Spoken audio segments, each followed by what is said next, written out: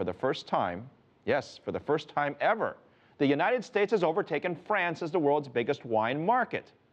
That same report from the International Organization of Vine and Wine also showed wine drinking fell last year in France, Spain, Italy, and even China. Why? Jessica Stone helps us out.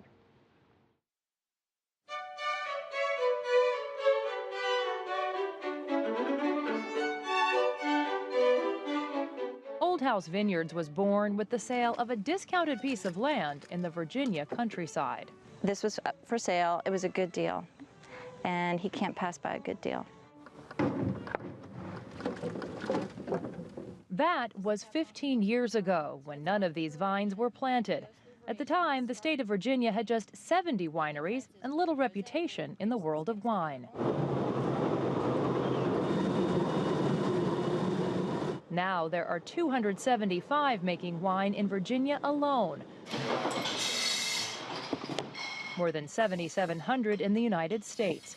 U.S. wine production is up more than 6%, helped along by the varied climates in the country. You do kind of have the chance where you can make a much wider style of wine. Also, we're not limited to just growing specific types of varieties, like parts of France is limited too. So if you wanted to make 20 different varieties of wines, and some wineries do that in Virginia, then you can do that, and you can reach a much broader consumer base. That was delicious. Did you like that? Yeah, that was very good. That goes very well with seafood. I was going to say, it's crisp. Yeah, it's very crisp. No one here at Old House is surprised that the U.S. has now become the largest wine market in the world.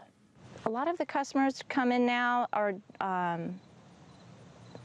most of their comments are how good Virginia wine has become. I decided not to go to the grocery store and pick up wines because I have the best wines right at my fingertips here. Virginia wines are outstanding. In the past year, Virginia wine sales have increased almost 2%, and that's despite frost and some bad weather. In fact, the wine game in Virginia has become so competitive that it's not just about the wine anymore, but the entire experience. Allison and Pat Carney have added a patio and wood-fired pizza on Sundays to their list of attractions. People will call a week in advance to make sure it's open. And how has that affected your sales?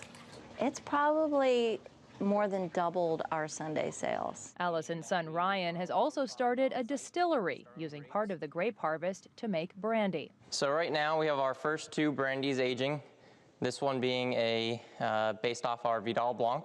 So whether it's for the brandy, wine, or port, or simply for the experience, Americans are finding more to love about the vineyards in their backyards. For me, it feels very welcoming.